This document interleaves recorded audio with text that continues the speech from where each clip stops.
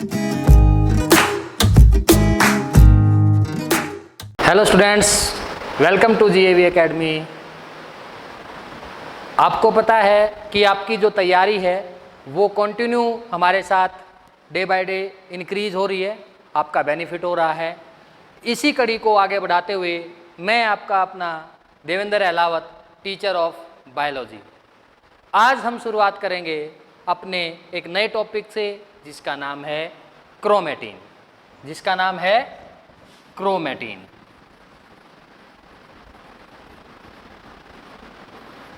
Yes बेटा, अपने last lecture में हमने न्यूक्लियस के बारे में डिस्कस किया था, न्यूक्लियस के स्ट्रक्चर के बारे में डिस्कस किया था।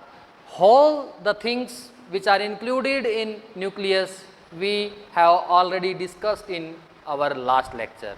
इसके लिए आप हमारे पिछली वीडियो देखिए जिसमें आपको क्लियर होगा कि जी न्यूक्लियस क्या था, न्यूक्लियस की डिस्कवरी किसने करी थी और न्यूक्लियस के मेन कंपोनेंट कौन कौन से थे। उसके अंदर हमने nuclear membrane, nucleoplasm, nuclear pore, ये सारी चीज़ें डिस्कस कर ली थी। न्यूक्लियोप्लाज्म, न्यूक्लियस, ये सारी चीज़ें हमने डिस्कस कर ली थी बेटा। आज हम बात करेंगे क्रोमेटिन की। एक बार मैं आपको स्ट्रक्चर बना करके दिखाता हूँ कि जी ये हमारा न्यूक्लियस है और इसमें ये जो थ्रेड लाइक स्ट्रक्चर दिखाई देता है इसको बोला जाता है क्रोमेटिन। इसको बोला जाता है क्रोमेटिन। क्या बोलते हैं बेटा? इसको क्रोमेटिन बोलते हैं। क्रोमेटिन का सिंपल मीनिंग होता है कलर। ग्रीक की बात करें तो ग्रीक वर्ड लिया गया है बेटा chroma. Chroma means colour, means ये कलर्ड हो जाते हैं जब इनको स्टेन किया जाता है। तो ये कलर जो स्ट्रक्चर था that was explained by the Flemming. Flemming एक साइंटिस्ट हुए हैं, उन्होंने 1879 के अंदर, फ्लेमिंग की बात करते हैं हम, इन्होंने stained structure of chromatin describe किया था 1879 के अंदर। Chromatins they will condense and they will form the chromosomes. Chromatin क्या बनाते हैं बेटा? क्रोमेटिन कंडेंस होकर के क्रोमोसोम की फॉर्मेशन करते हैं। क्रोमोसोम की फॉर्मेशन करते हैं। और क्रोमोसोम आपको पता है कि जी ये हेरिडिटरी यूनिट होते हैं जिनके पास स्पेसिफिक जीन्स होती हैं और ये जीन्स जो हैं ट्रांसफ़र होती हैं पेरेंट्स टू ऑफस्प्रिंग। समझ में आया कि क्रोमेटिन क्या है? Chromatin simple thread like structure होता है, loosely extended present in the nucleoplasm. Thread like structure Greek word से लिया गया है जिसका नाम है क्रोमा। Chroma means colour. तो जो कलर्ड स्ट्रक्चर है, कलर्ड डिस्क्रिप्शन है क्रोमेटिन की, that was given by Flemming. किसने दी थी बेटा? फ्लेमिंग ने दी थी। कब दी थी? 1879 के अंदर दी थी। तो अब ये क्रोमेटिन्स कंडेंस होकर के, आपको पता है इस तरह का जो स्ट्रक्चर आपने देखा है आपकी बुक्स के अंदर, इनको कहा जाता है क्रोमोसोम्स। इनको कहा जाता है क्रोमोसोम्स। तो क्रोमेटिन्स जो हैं उनके पास चीज़ें क्या क्या होती हैं? Chromatin generally composed of DNA, protein. Generally कौन सी protein? Histone protein. Sometime it also contain the RNA, some non histone protein. Chromatin के पास कौन कौन सी चीजें हैं बेटा?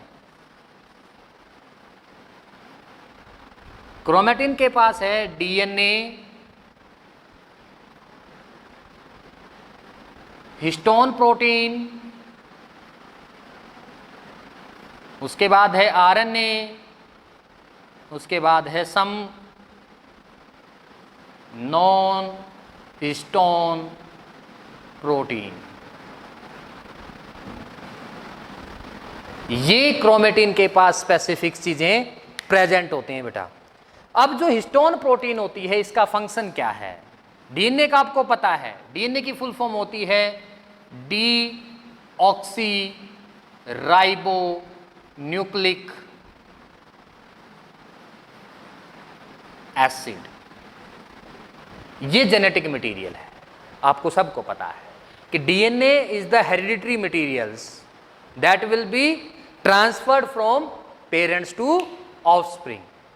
माँ बाप से बच्चे के अंदर जो कैरेक्टर ट्रांसफर होंगे वो थ्रू डीएनए। हिस्टोन प्रोटीन की बात करते हैं।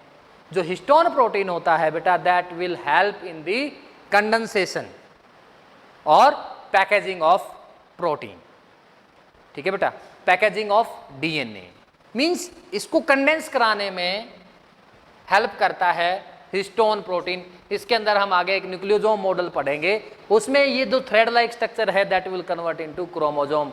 ये कैसे होता है? ये हिस्टोन प्रोटीन के कारण होता है।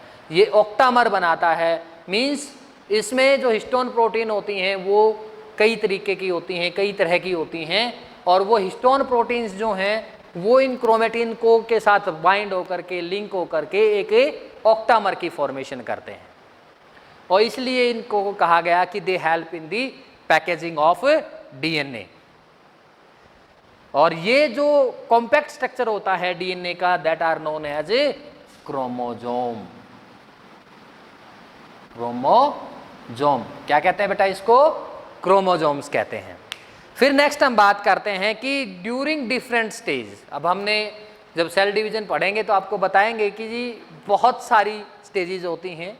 तो जो डिफरेंट स्टेज की बात करते हैं, जो क्रोमोजोम्स होते हैं वो डिफरेंट स्ट्रक्चर शो करते हैं, वो हम डिस्कस करेंगे कैसे कैसे। एक बार क्विक रिवीजन में आपको दे देता हूं कि हमने अभी तक क्या पढ़ा। हम डिस्कस कर रहे हैं क्रोमेटिन के बारे में। क्रोमेटिन का सिंपल मीनिंग होता है थ्रेड लाइक स्ट्रक्चर, और ग्रीक वर्ड की बात करें तो ये लिया गया है क्रोमा से। क्रोमा का मतलब होता है कलर्ड, मीन्स जब इनको हम स्टेन करेंगे स्पेसिफिक डाई के साथ, दे बिकम कलर्ड। तो ये जो सारी चीज़ें हैं that was given by Flemming. ये सारी चीज़ें किसने दी थी बेटा? फ्लेमिंग ने बताया था स्टेन स्ट्रक्चर ऑफ क्रोमेटिन। अब जो क्रोमेटिन है व्हेन दे विल कंबाइंड और compact, they will form the specific structure that is known as a chromosome. इस क्रोमोजोम के पास क्या है? इस क्रोमोजोम के पास होता है DNA, histone protein, RNA and some non histone protein बेटा। तो डीएनए आपको पता है डीऑक्सीराइबोन्यूक्लिक एसिड होता है। हिस्टोन प्रोटीन पैकेजिंग का काम करेगा। कॉम्पैक्ट जो होगा क्रोमेटिन स्ट्रक्चर वो कहलाता है क्रोमोजोम। फिर आरएनए राइबोन्यूक्लिक एसिड होता है, और नॉन हिस्टोन प्रोटीन इसके पास प्रेजेंट होते हैं। अब नेक्स्ट हम बात करते हैं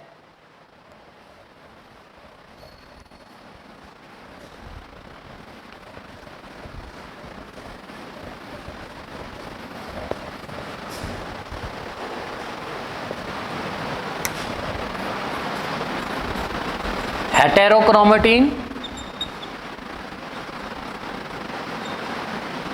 दूसरा है यूक्रोमेटिन। हेटेरोक्रोमेटिन and euchromatin. तो देखिए बेटा, अभी मैंने स्टेनिंग की बात कर रहा था कि जी हम इसको जब स्टेन करते हैं तो हमारे पास क्या होता है आफ्टर स्टेनिंग?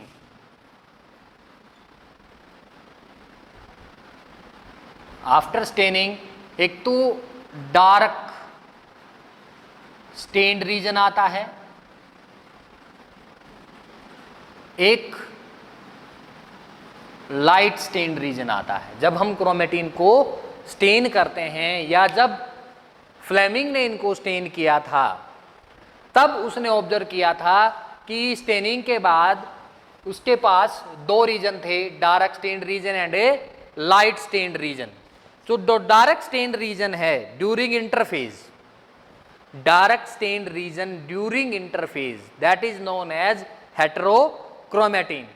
ठीक है बेटा, during interphase dark stained region, dark stained region during interphase is known as heterochromatin, और it will be inactive. Genetically inactive होता है बेटा, ये जेनेटिकली क्या होता है? इनएक्टिव होता है एंड हाईली कंडेंस रीजन है, हाईली कंडेंस रीजन है। हाईली कंडेंस रीजन है, इसलिए इसका जो स्टेन है वो डार्क है। सपोज ये देखिए कि जी ये डार्कली स्टेन्ड रीजन है, ये डार्कली स्टेन्ड रीजन है, ये डार्कली स्टेन्ड रीजन है, बीच में क्या बच गया, लाइट स्टेन्ड रीजन। तो जो हेट्रोक्रोमेटिन होता है वो डायरेक्टली स्टेन्ड रीजन है during interphase. Interphase cell division की स्टेज है, फर्स्ट इंटरफेज, जिसमें सेल अपने आप को प्रिपेयर करती है सेल डिवीजन के रिगार्डिंग, और इसमें कोई मूवमेंट नहीं होता।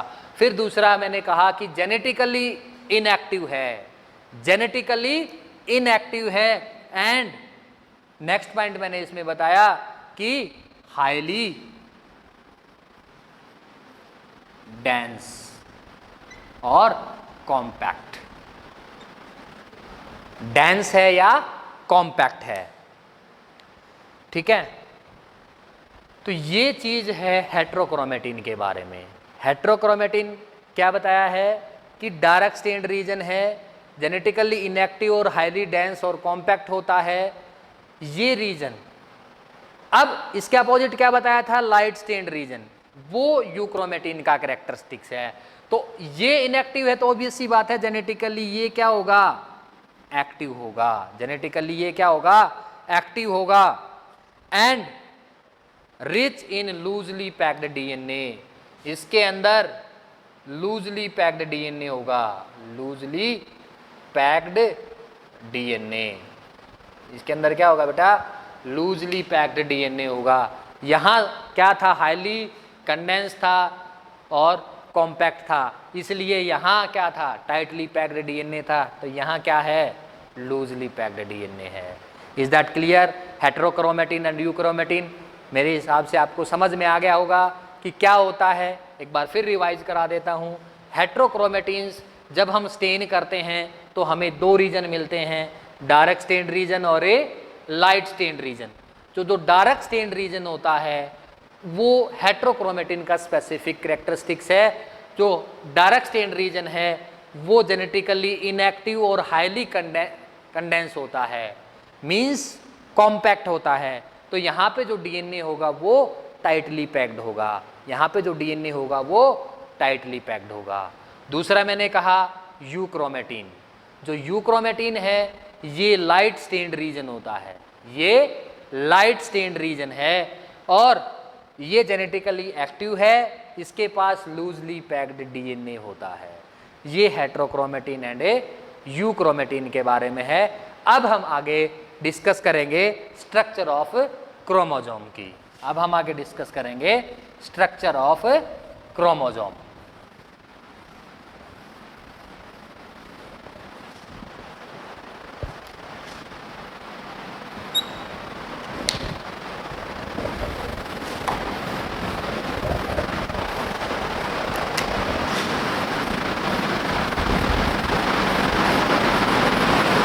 स्ट्रक्चर ऑफ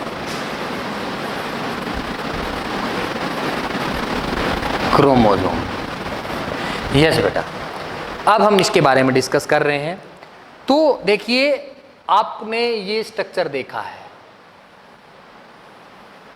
क्रोमोसोम का, आपने ये स्ट्रक्चर देखा है, लोअर क्लासेस में पढ़ा भी है, आगे भी आप ऐसे स्ट्रक्चर को पढ़ोगे।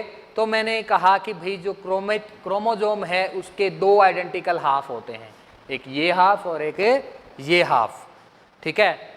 ये दो आइडेंटिकल हाफ हैं, इनको हम कहते हैं क्या, क्रोमेटिड्स। इनको हम क्या कहते हैं, क्रोमेटिड्स कहते हैं।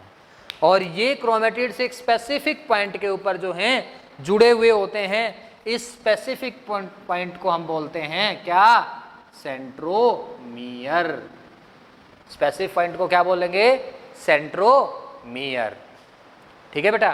कि क्रोमोसोम्स क्या है, chromosome consist of two identical half and these half joined together a specific point that is known as centromere, and these unit of identical half is known as a chromatids। इसको क्या बोलते हैं बेटा, chromatids बोलते हैं।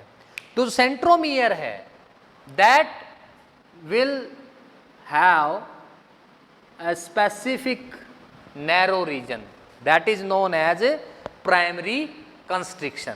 इसके पास एक स्पेसिफिक नैरो रीजन होता है, उसको कहा जाता है प्राइमरी कंस्ट्रिक्शन। उसको क्या बोलते हैं भाई? Primary constriction. सेंट्रियोमियर के पास क्या होता है? Have a narrow region, narrow region called primary constriction. इसको क्या बोलेंगे भाई? Primary constriction. इसके पास एक स्पेसिफिक नैरो रीजन है, उसको कहते हैं प्राइमरी कंस्ट्रिक्शन। अब नेक्स्ट हम बात करते हैं कि जो एंड होता है क्रोमोसोम का, एंड जो होता है क्रोमोसोम का, उसको कहते हैं टीलोमर। तो on the basis of position of this centromere, chromosome are divided into different categories. क्या बताया मैंने? On the basis of position of centromere,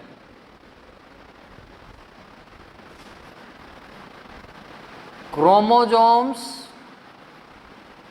are divided into following types। तो वो कौन कौन सी हैं?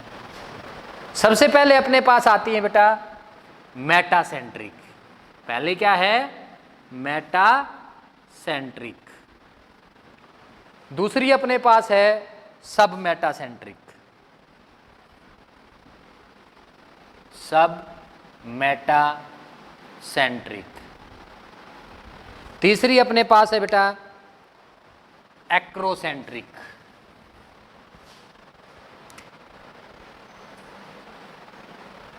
एक्रोसेंट्रिक। और फोर्थ अपने पास होती है टीलोसेंट्रिक। फोर्थ है अपने पास टीलोसेंट्रिक। जी हां, ये जो सेंट्रोमियर है, अब इसकी पोजीशन स्लाइटली अबव है, स्लाइटली डाउन है, या बात करें कि जी ये बिल्कुल एंड पे प्रेजेंट है, तो उस बेस के ऊपर इसको डिवाइड किया गया है। अब हम सबसे पहले बात करते हैं मेटासेंट्रिक की। तो मेटासेंट्रिक में क्या होता है कि जो सेंट्रोमियर है that will present in the centre of the chromosomes and two half are equal in size. ये देखिए,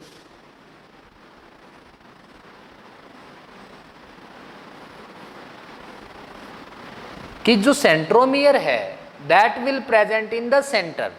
कहां प्रेजेंट होगा? सेंटर में प्रेजेंट होगा। So there are two equal half, exact equal half, identical equal half होंगे chromatids के, बिल्कुल। इनकी लेंथ इस पोर्शन की और इस पोर्शन की क्या होगी? इक्वल होगी। ये दोनों इक्वल साइज में होंगे, उसको कहा जाता है metacentric. So it will be have two equal arm, इसकी ये दोनों इक्वल आर्म होंगी and it will form the V shaped structure. ये क्या बनाता है बेटा? वी शेप्ड स्ट्रक्चर बनाता है, वी शेप्ड स्ट्रक्चर ये बनाता है। सब मेटासेंट्रिक की बात करते हैं तो सब मेटासेंट्रिक में क्या होता है कि जी ये जो सेंट्रोमियर है that will lie slightly above the centre, थोड़ा सा सेंटर से ऊपर लाई करेगा। ये देखिए,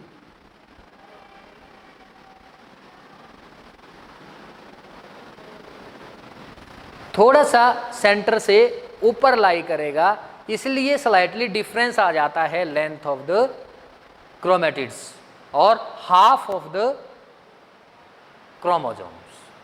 मींस एक स्लाइटली लार्जर आर्म होगी, एंड एक स्लाइटली स्मॉलर होगी। ठीक है, समझ में आई बात कि जो सेंट्रोमियर है वो सेंटर से थोड़ा सा ऊपर लाई करेगा और उसके बाद क्या होगा कि जो आर्म थी यहां इक्वल थी, यहां उन आर्म में थोड़ा सा चेंज नजर आता है, थोड़ा सा डिफरेंस नजर आता है और ये जो होंगी that will possess L shaped structure. इनके पास क्या होगा भाई, एल शेप्ड स्ट्रक्चर बनाएंगी। ये क्या बनाएंगे, ये एल शेप्ड स्ट्रक्चर बनाएंगी। उसके बाद हम बात करते हैं एक्रोसेंट्रिक की। तो एक्रोसेंट्रिक में क्या होता है भाई, एक्रोसेंट्रिक में कि there will be a great arm while one is very short arm. ये चीज है कि इसमें जो सेंटर होगा, सॉरी जो सेंट्रोमियर होगा वो लाई करेगा toward one end, toward one end. Acrocentric में सेंट्रोमियर प्रेजेंट होगा very close to the one end, इसलिए इसमें एक वेरी लार्ज आर्म होगी, एक वेरी शॉर्ट आर्म होगी। क्या बताया भाई, सेंट्रोमियर लाई करता है एक एंड की तरफ और उससे क्या होगा, जो आर्म होती है एक वेरी लार्ज होती है, एक जो है वेरी शॉर्ट होती है और ये जो है that will form the J shaped structure. क्या बनाता है बेटा, ये जे शेप्ड स्ट्रक्चर बनाता है। उसके बाद नेक्स्ट हम बात करते हैं टीलोसेंट्रिक की। तो टीलोसेंट्रिक में क्या है कि जो सेंट्रोमियर होगा that will present on terminal position. Terminal position पे होगा तो हमें सिर्फ इसका एक एंड दिखाई देगा, ये वाला, इस तरीके से टर्मिनल एंड। टर्मिनल पोजीशन पे सेंट्रोमियर है तो इसकी दूसरी आर्म दिखाई नहीं हो देगी, वो हाइड हो चुकी होगी दूसरी के पीछे। तो इसलिए क्या है कि टर्मिनल एंड पे जब सेंट्रोमियर प्रेजेंट है तो दे will form the I shaped structure, I shaped structure. ठीक है बेटा, समझ में आया कि जी सेंट्रोमियर की जो पोजीशन है उसको बदला है और उसके बदलने के बाद क्रोमोसोम के 4 तरह के स्ट्रक्चर आ जाते हैं हमारे सामने।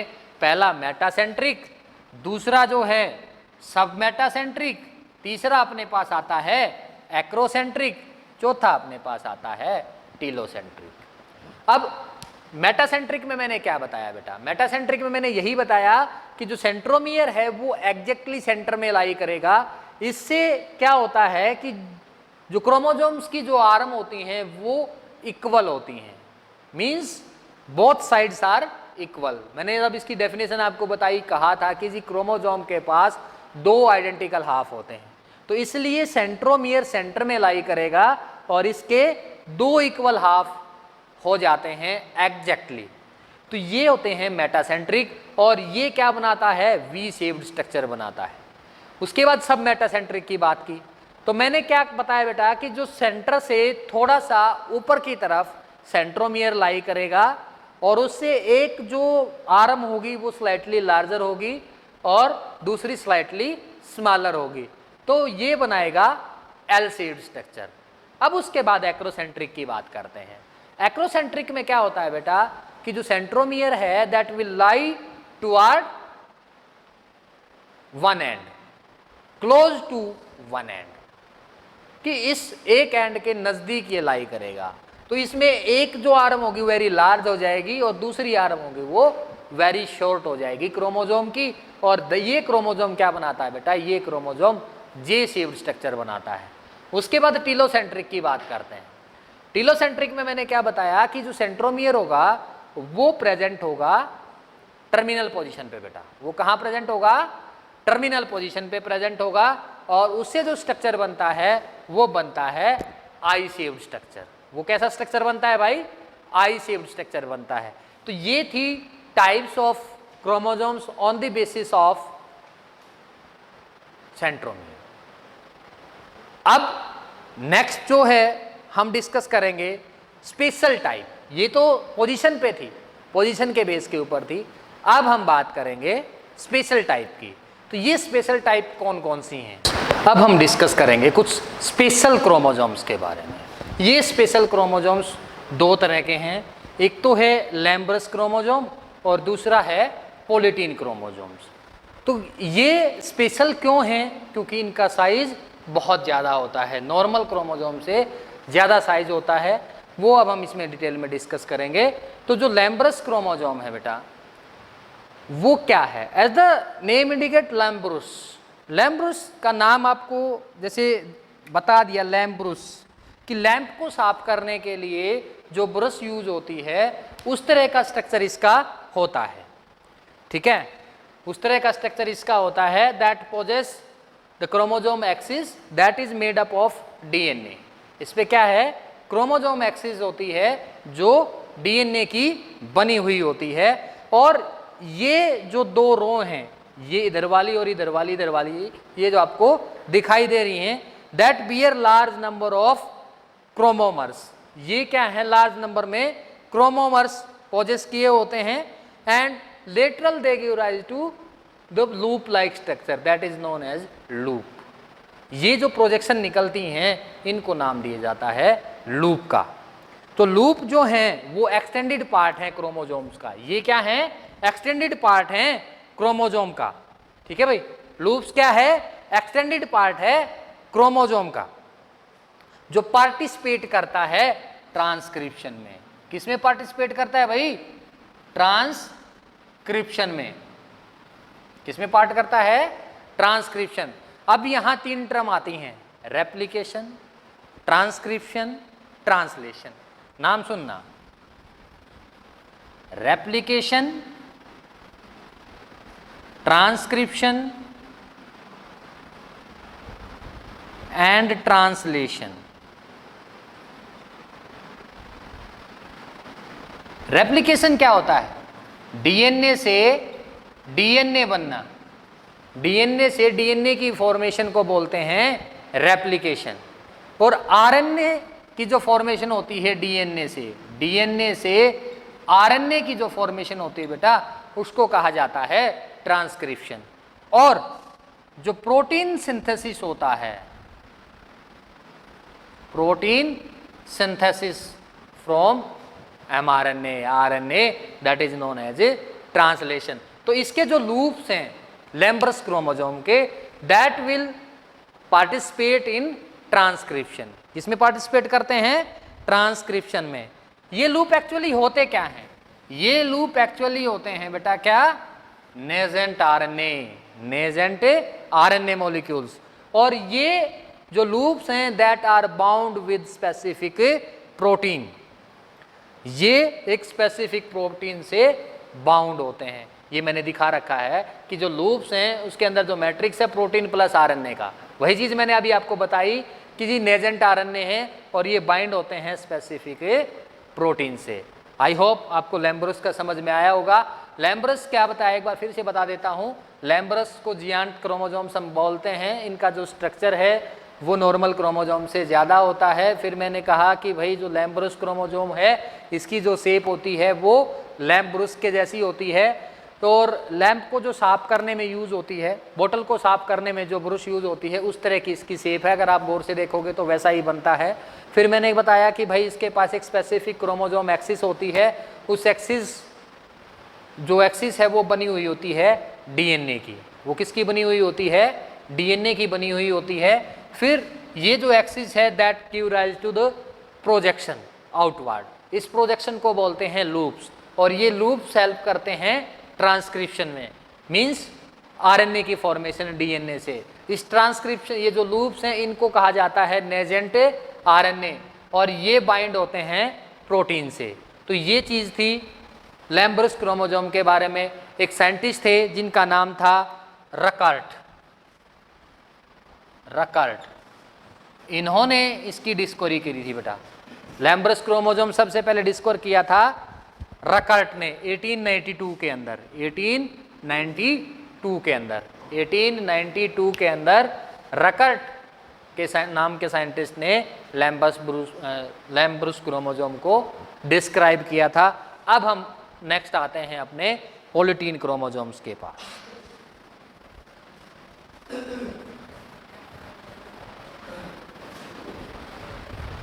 अब हम बात करते हैं पॉलीटीन क्रोमोसोम की। तो ये क्या है बेटा, इसका दूसरा नाम है salivary gland chromosome. Salivary gland chromosome, इसको स्लेवरी ग्लैंड क्रोमोसोम क्यों कहते हैं भाई? क्योंकि ये स्लेवरी ग्लैंड से निकाला गया था। किससे निकाला गया था? Salivary gland. स्पेसिफिक ड्रोसोफिला की हम बात करते हैं, ड्रोसोफिला। मेलेनोगेस्टर, आपने जो है जेनेटिक्स के अंदर भी ये चीज़ इसके का नाम सुना होगा। और ये इंसेक्ट है जिसके स्लेवरी ग्लैंड से ये पॉलीटीन क्रोमोसोम निकाला गया। तो इसमें एक साइंटिस्ट हुए हैं E.G.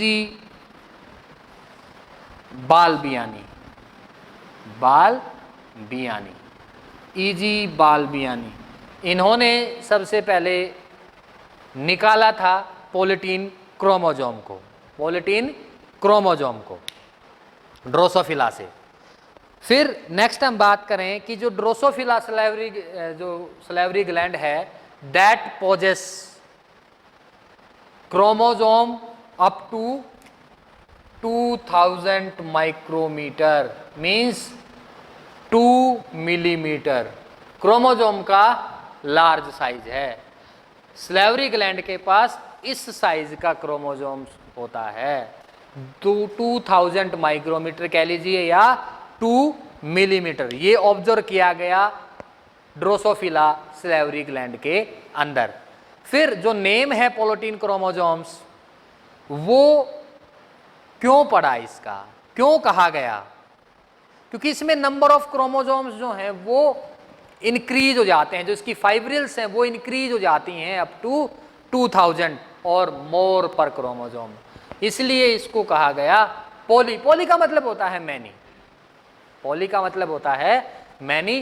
तो इसमें क्या होता है बेटा कि जो नंबर ऑफ क्रोमोसोम हैं या जो फाइब्रिल्स हैं वो इंक्रीज हो जाती हैं अबाउट 2000 पर क्रोमोसोम, इसलिए इसका नाम रखा गया पॉलीटीन क्रोमोसोम। इसका जो स्पेसिफिक कैरेक्टरिस्टिक फीचर है वो क्या है कि जी इसके पास सोमेटिक पेयरिंग होती है। इसके पास क्या होती है बेटा? सोमेटिक पेयरिंग होती है, सोमेटिक पेयरिंग होती है, that will occur in them and hence number appear half of the somatic cells. जो इसका जो नंबर होता है वो हाफ होता है सोमेटिक सेल से। तो ये चीज़ इसके बारे में हमने आपको बताई। इसका जो स्ट्रक्चर होता है, ये मैंने कहा कि भाई इसका साइज इतना 2000 माइक्रोमीटर। कहाँ से निकाला? ड्रोसोफिला के स्लेवरी ग्लैंड से निकाला। तो इसका जो साइज है नॉर्मल क्रोमोसोम से ज़्यादा है। क्लियर है? फिर मैंने आपको बताया कि इसका नाम पॉलीटीन क्यों पड़ा। पॉलीटीन इसलिए पड़ा क्योंकि इसके पास जो फाइब्रिल्स होते हैं उनका जो नंबर है 2000 या इससे ज़्यादा हो सकता है। फिर इसका जो कैरेक्टरिस्टिक फीचर है क्रोमोसोम का, सोमेटिक पेयरिंग की मैंने आपको बता दी कि जी ये पेयर में मिलते हैं, ये देख लीजिए। तो ये पेयरिंग में आपस में मिलते हैं। तो ये चीज़ पॉलीटीन क्रोमोसोम्स के बारे में थे। इसके साथ आज हमारा टॉपिक ख़त्म होता है। अब नेक्स्ट वीडियो में हम आपसे मिलेंगे। इसके लिए आप हमारे वीडियो को लाइक करें, सब्सक्राइब करें और अपने दोस्तों के साथ शेयर करें, जिससे उनका भी बेनिफिट हो। सब्सक्रिप्शन में अगर आपको कोई डाउट है तो आप डाउट पूछ सकते हैं, उसका जो है हम आपको आंसर डेफिनेटली देंगे, आपके सारे डाउट क्लियर होंगे। Thank you.